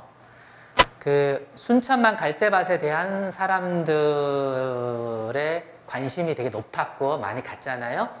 거기에 순천 YMCA 활동가들이 그 두루미 먹이 준다고. 두루미가 저보다 약간 작아요. 얘가 서면 굉장히 큽니다. 요만한 아이가 아니에요. 이만한 아이예요. 그거 두루미 준다고 하니까 어민들이 이 어업 활동에 지장을 받으니까요. 어떤 일이 있었어요? 갈대밭에 불 질렀다는 얘기 들어봤죠? 그때 예전에 불 질러가지고 갈등도 심했었어요. 자, 그런 곳이었습니다. 그랬는데 두루미가 쭉 날아가다 저만한 덩치니까요. 얘가 전기줄에 걸려서 떨어지죠. 그래서 죽었어요. 어떻게 할게요? 그 다음에 순천시에서 순천 시민들이 자, 전봇대를 뽑아요. 뽑는데 이제 하나, 둘, 세 개 뽑았냐? 순천만에 있는 288개 전봇대 전체를 다 뽑아버립니다. 이게 언제냐고요? 지금부터 11년 됐어요. 얼마 안 됐습니다. 근데 전주에서 이런 일이 있으면은 이게 상상이 돼요. 당연히 야 이거 뭐야? 우리는 두루미만도 못한 인간이냐? 뭐 이런 얘기까지 나올 수 있었죠. 그런 과정인데 그렇게 했습니다. 했고요. 또 어떤 게 있어요? 우리가 바닷가에 가면은 그 맛집, 카페 늘 있잖아요. 왜 항상 이 맛집은 허름한 곳에 있는 건지 옆에 막 생기고 근데 이거를요 다 철거하고 모텔 같은 거 다 철거하고 밖으로 뺍니다. 일체 바닷가에는 없어요. 빼서 그래서 순천만 가신 분은 과거에 가신 분하고 지금 요새 처음 가신 분은 딱 알 거예요. 순천만 가기 전에 식당들이 쫙 있어요. 그리고 식당 딱 끝나는 순간부터는 다 갯벌과 갈대밭만 쫙 있어요. 안쪽엔 하나도 없습니다. 자, 그렇게 했고요. 그래서 작년은 코로나 때문에 되게 힘들었지만 그 전에 3년 전에 순천만을 다녀간 관광객이 국내외 합쳐서 1000만 명을 돌파를 했죠. 저 남도 끝에 있는 인구 27만밖에 안 되는 순천에 누가 그렇게 다녀갈까라는 거예요. 한번 뉴스를 한번 짧게 볼게요. 사람들이 이거를 잘 못 믿어가지고.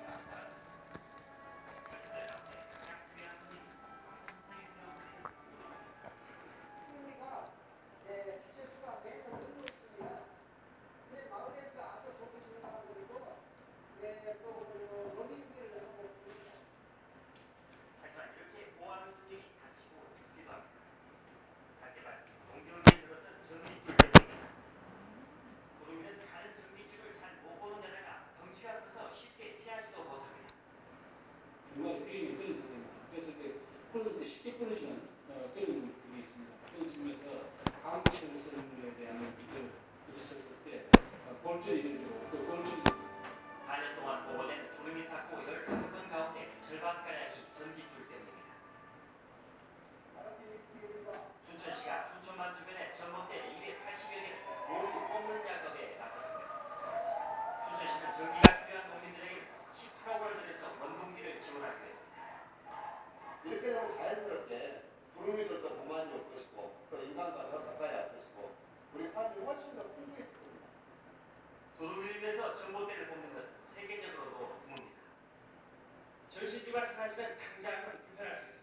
하지만 그런 불편을 기꺼이 감수하는 것이 자연과 공존하는 첫번일 것입니다. KBS 뉴스 용태영입니다. 네, 저 사실이죠. 우리 전주에 저런 일이 있으면은 어떤 선택을 할 것인가? 저는 사실 전주도 저런 선택할 거라고 생각을 해요, 이제는.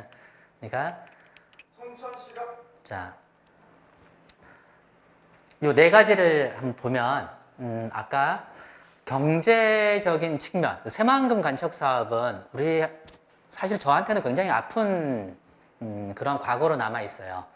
저거를 아무리 설득하고 얘기를 했는데도 이제 쉽지 않게 잘 안 풀렸던 이런 상황이었고요. 아쉬운 건 그거예요. 아까 서천 같은 경우는 장항간척 사업 결국 포기하고 새로운 대안 사업을 했잖아요. 그때는 국무총리께서 한명수 총리이셨어요. 이분이 끝까지 그거를 한번 끝까지 풀어보자.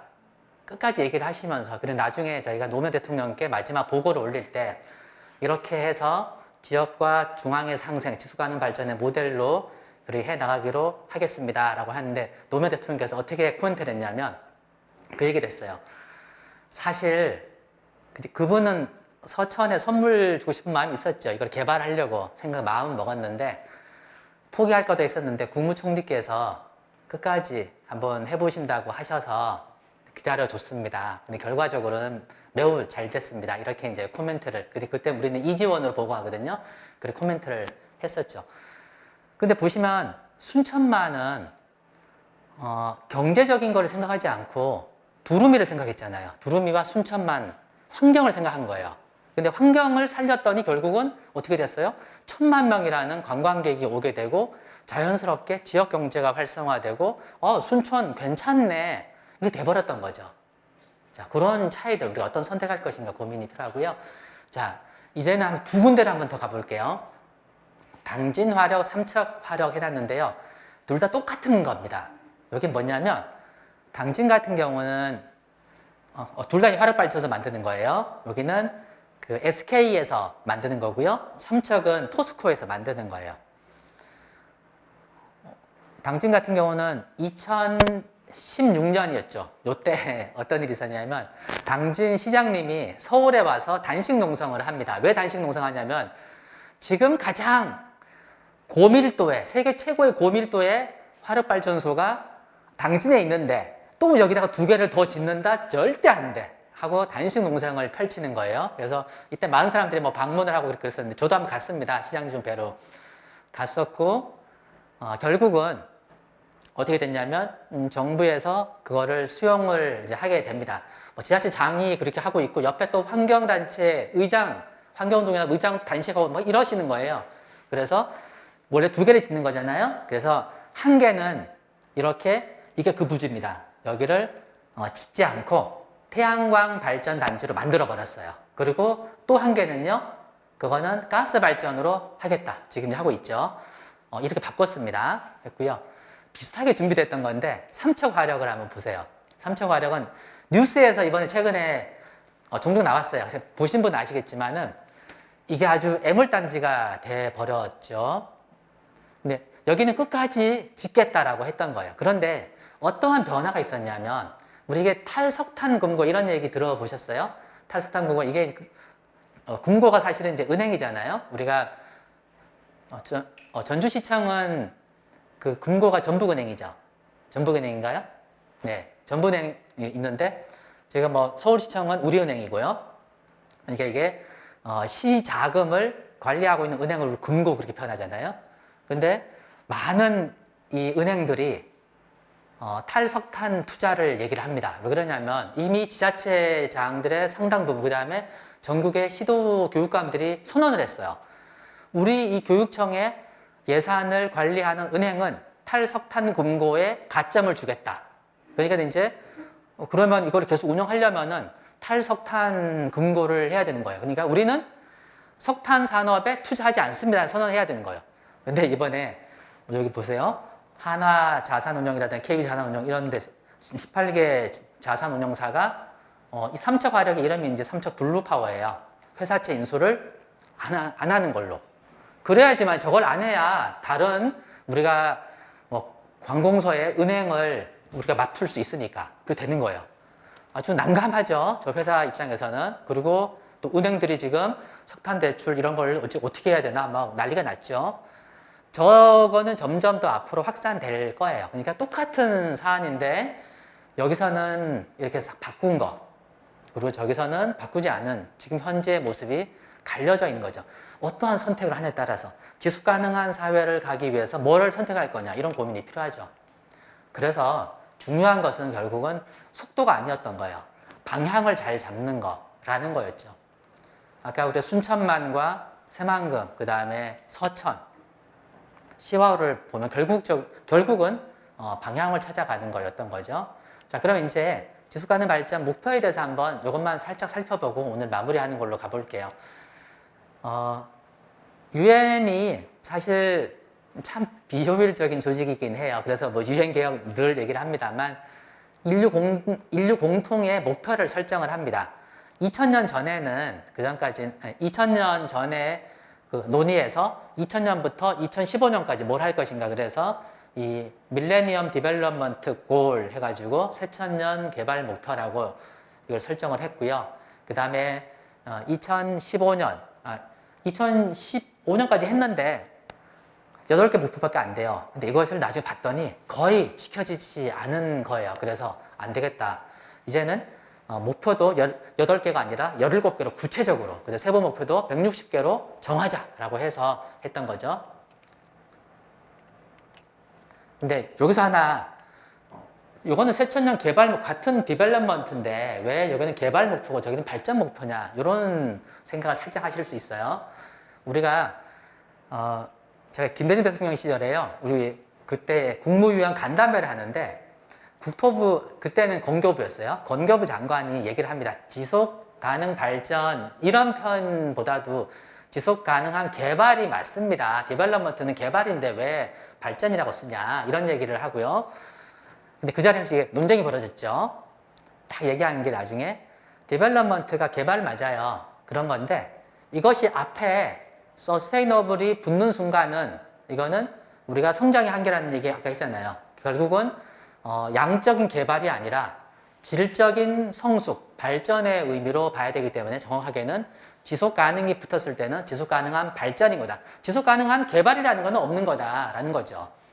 그래서 우리 노르웨이는 친환경 자동차라는 말을 엄격하게 규제를 해요. 왠지 아시죠? 자동차가 친환경인 게 있나요? 자동차는 태어나면서 얘는 폐차할 때까지 친환경적일 수가 없어요.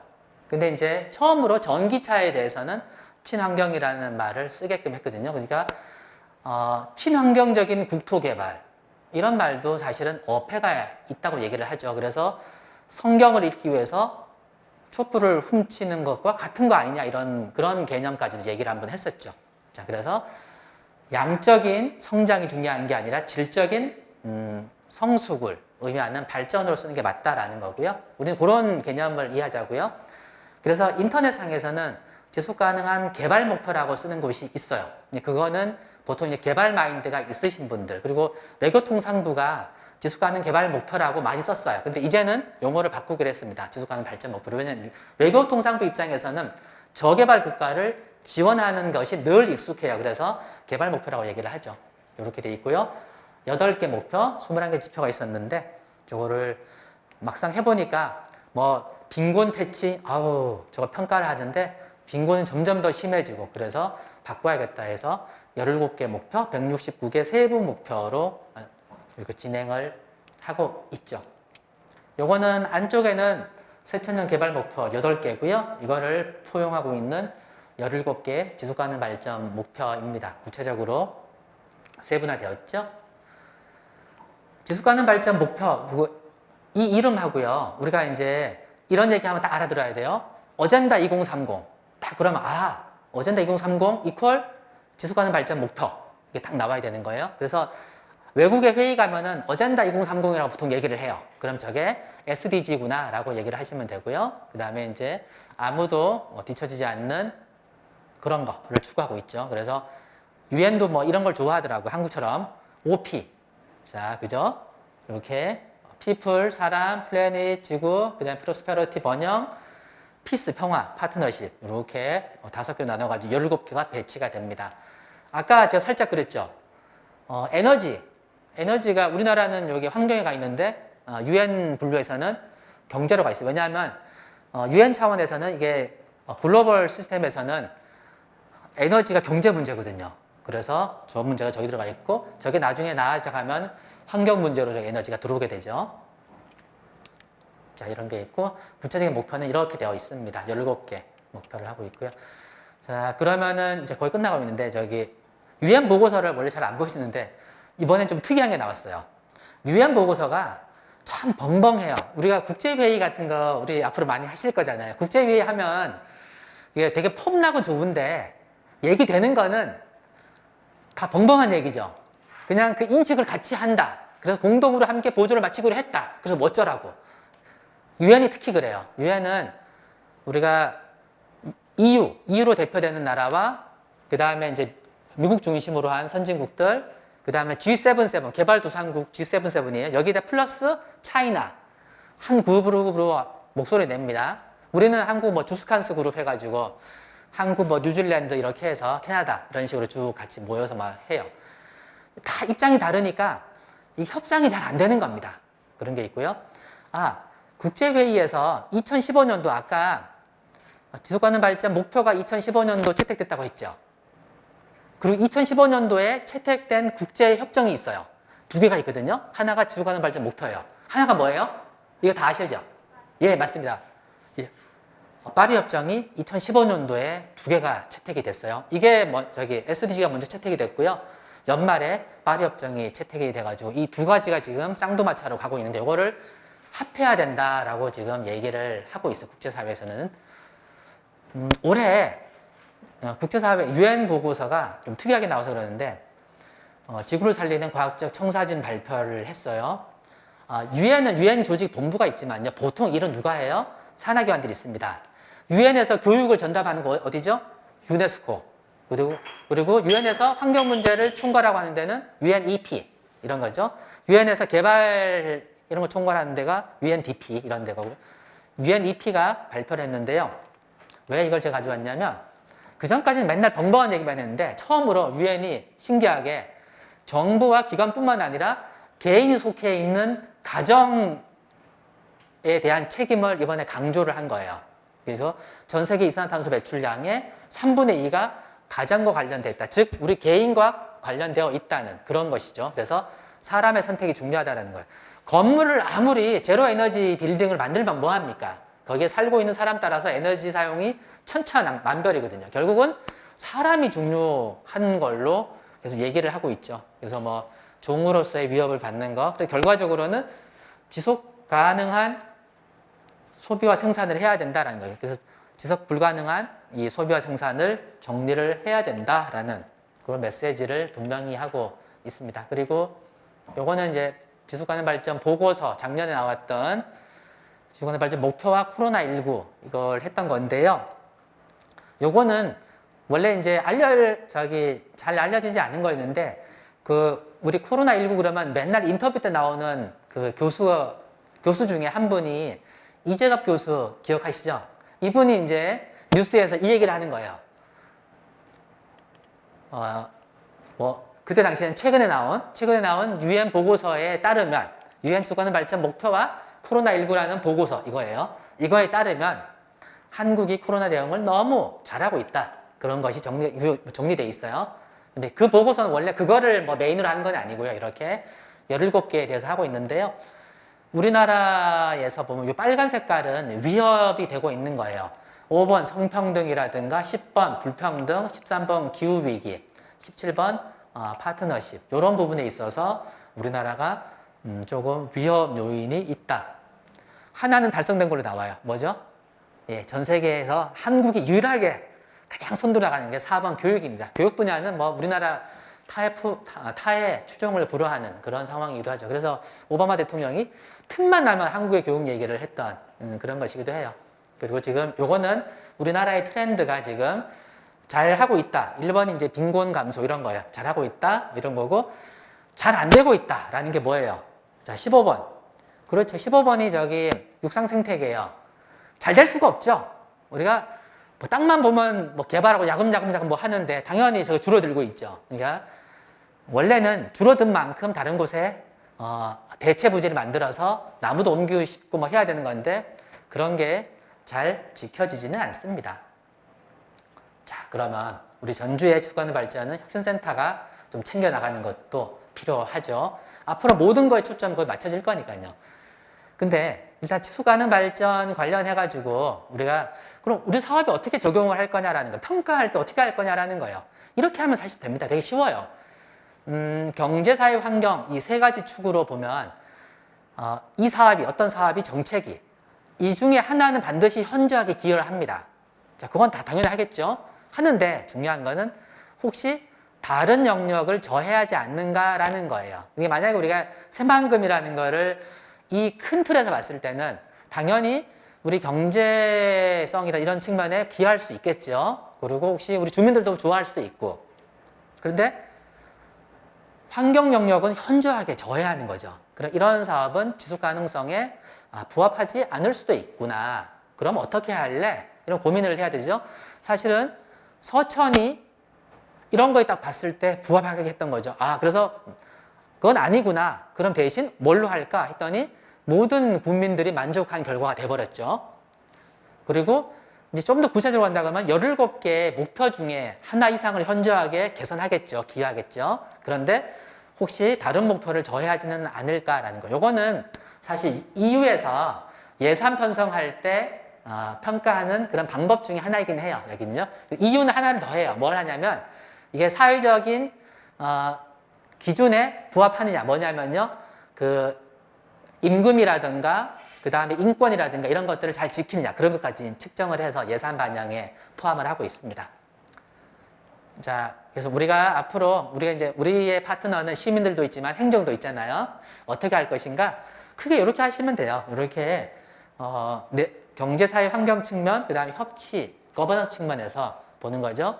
우리가 뭐 이거를 다 그대로 하는 건 아니고요. 이 중에서 그 사업에 맞는 한 가지가 있을 거예요. 한두 가지만 딱 잡아서 여기에 기여하는지 안 하는지 평가를 해봐도 좋겠다라는 거죠. 이거는 어떤 사업마다 우리가 결정하면 돼요. 모든 거에 적용하는 거니까 공통적으로 그냥 보여주는 거 이거를 변형해서 쓰면 되죠. 자, 그러면 전주사회혁신센터가 우리가 어떤 이 주요 목표별로 뭐를 좀 착안해서 할 수 있을까라는 고민도 한번 해보자고요. 17개 목표가 있어요. 일단은 빈곤 근절. 빈곤 근절은 유엔 차원에서 발표했던 빈곤 근절이에요. 그러면 이거를 우리나라도 다 가지고 오면 어떤 게 있을까요? 우리 절대 빈곤층은 굉장히 우리가 적잖아요. 그렇지만 있어요. 그들을 뭐라 그래요? 사각지대에 우리가 있다고 하죠. 사각지대 해소를 하기 위해서는 가장 중요한 게 시민들의 참여인 거예요. 공무원들을 절대로 못 찾아냅니다. 근데 시민들은 찾아낼 수가 있어요. 왜냐하면 그분들 옆에 어떤 시민이 있을 거거든요.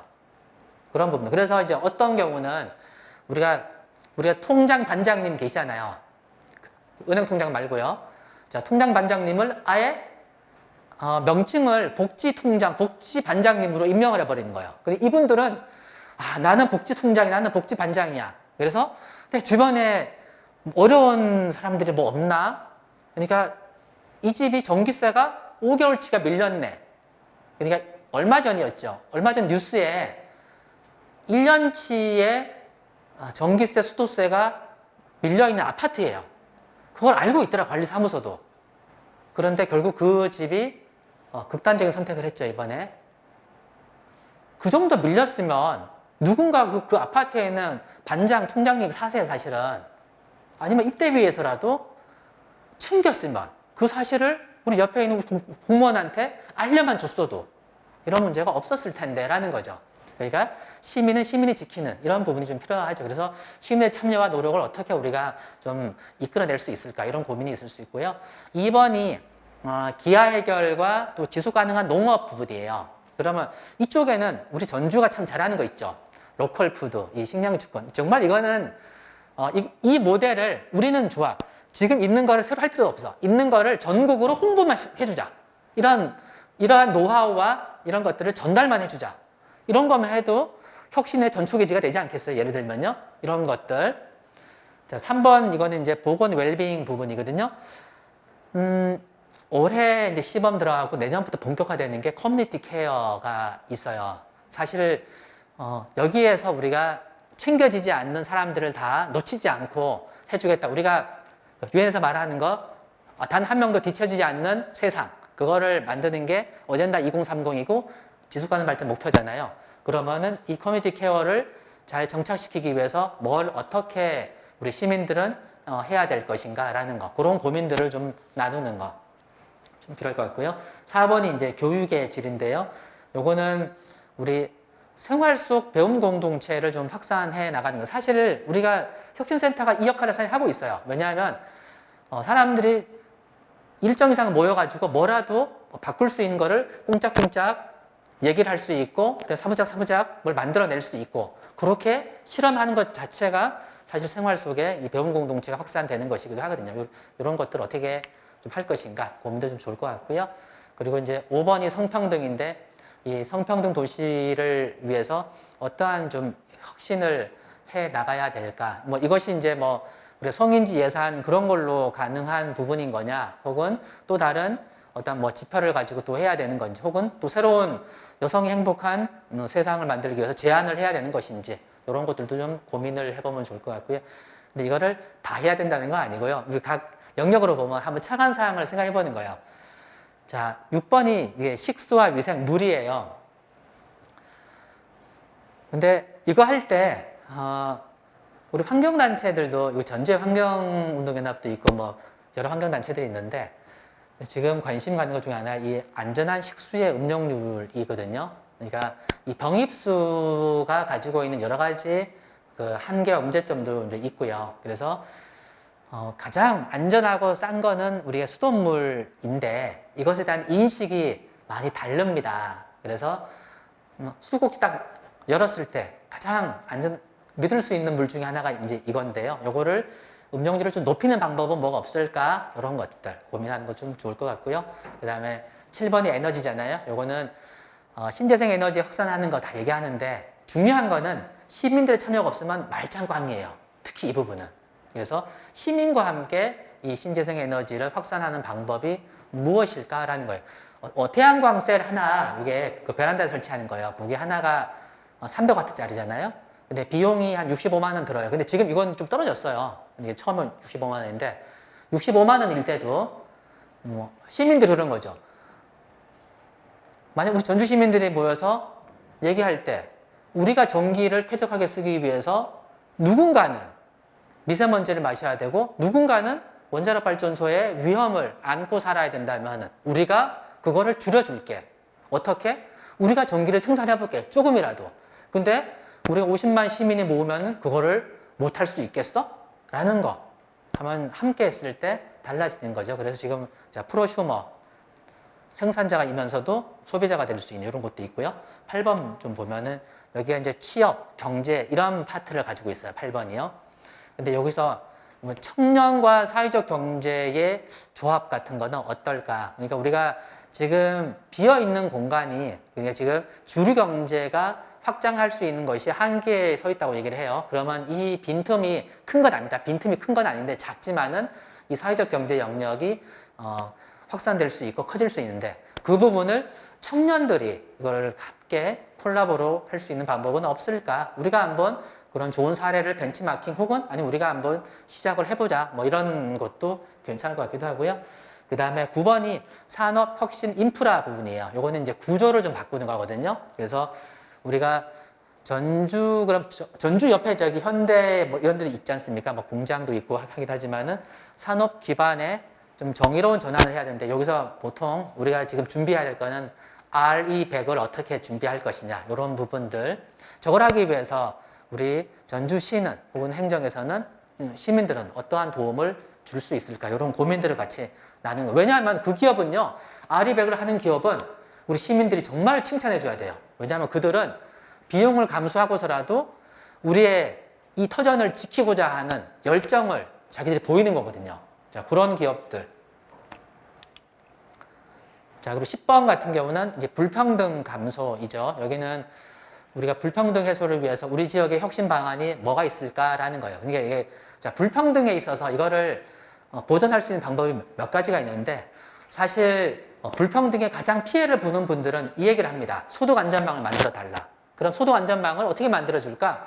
사실 전주가 가장 먼저 했던 것 중에 하나가 재난지원금이라든지 이런 거를 제일 먼저 했잖아요. 자, 그런 거 사실 과감하게 우리가 이런 상황에서는 이 불평등을 해소하는 데 있어서 조금이라도 어떤 역할을 해야 되지 않겠느냐라는 제안을 도전적으로 해보는 거죠.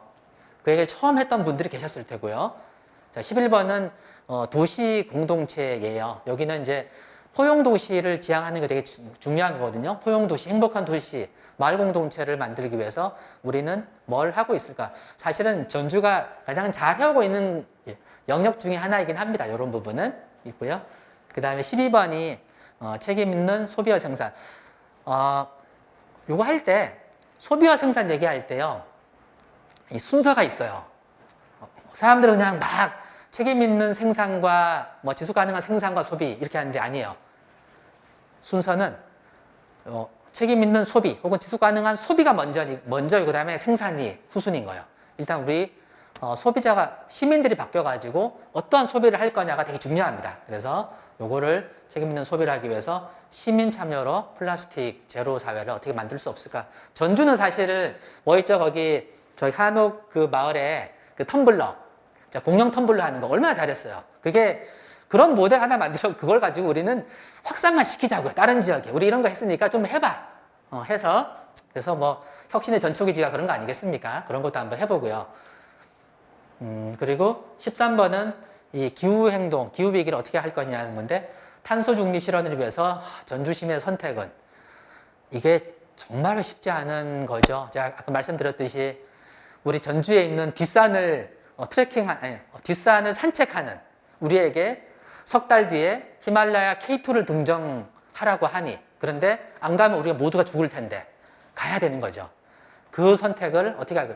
근데 중요한 거는 우리가 이 선택을 해서 피눈물을 흘려야 돼요. 솔직하게. 되게 힘들어요. 근데요. 이걸 하지 않으면은 우리 아이들이 피눈물을 두세 배 더 흘리게 되는 거예요. 우리가 그들의 절반이라도 흘려줘야지만 이 아이들은 그나마 행복한 사회를 가지 않겠어요? 이게 제가 좀 과하게 피눈물이라고 표현했는데 불편함이죠. 정말 불편함을 감수해서라도 가는 거.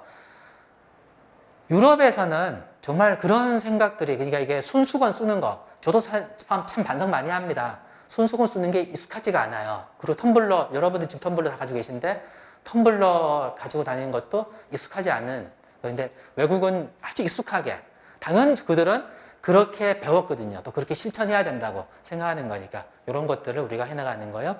14번은 해양 생태계예요. 근데 여기는 우리 해양 생태계는 결국은 전주천이 쭉 가서 해양 생태계로 가거든요.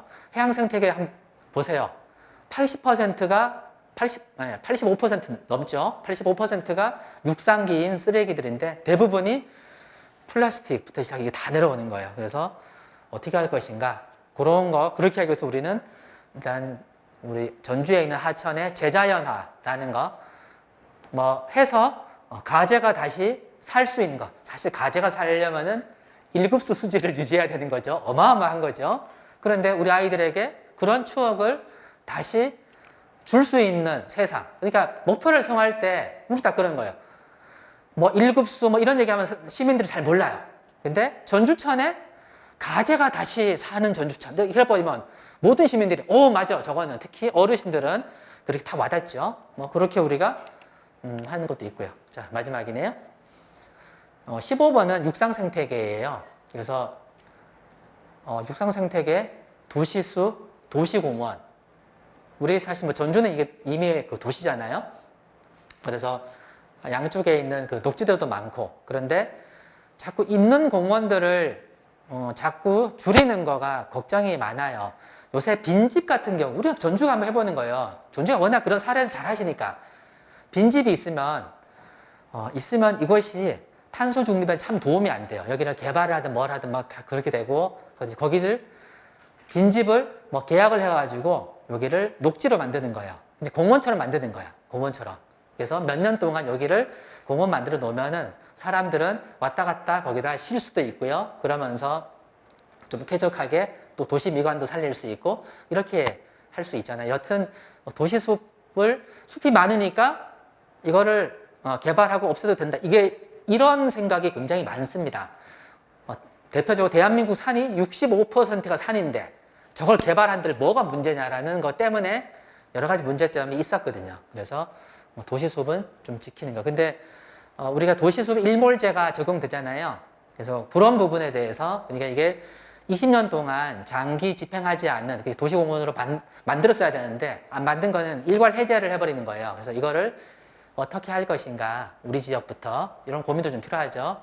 사실 그래서 혁신센터가 좀 플랫폼이 돼가지고 환경단체들, 인권단체들, 그 다음에 복지단체들이 여기서 다 여러 가지 어떤 그 방향들 혹은 또 대안들을 모색하는 그런 게 좀 됐으면 좋겠어요. 그래서 16번이 평화, 인권, 제도를 가지고 있는데요. 여기 평화도시, 인권도시, 참여도시로 가려면 우리는 무엇을 해야 될까? 요새는 이런 경계가 없어요.